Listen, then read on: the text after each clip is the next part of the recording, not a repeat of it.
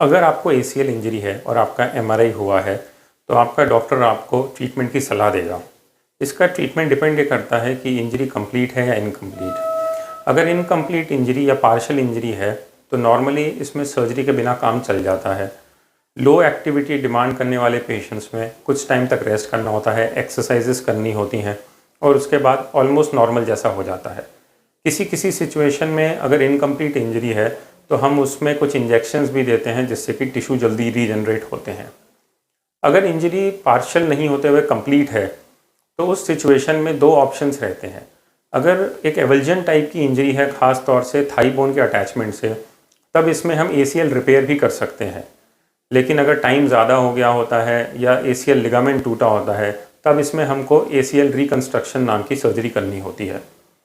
ACL reconstruction नाम की surgery में नॉर्मली हम बॉडी के ही एक पार्ट से ग्राफ्ट लेते हैं, नॉर्मली हैमस्ट्रिंग मसल से, और उससे एसीएल को रिकंस्ट्रक्ट करते हैं।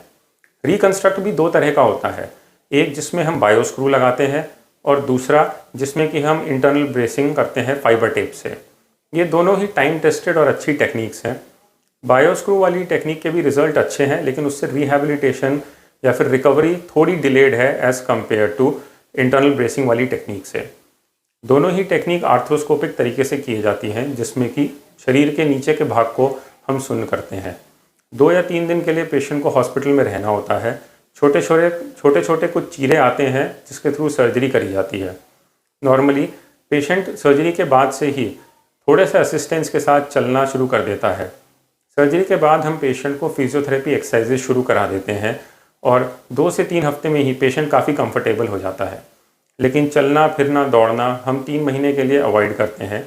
धीरे धीरे हम पेशेंट को स्ट्रेंथ ट्रेनिंग पे या रनिंग पे, जॉगिंग पे शुरू करते हैं।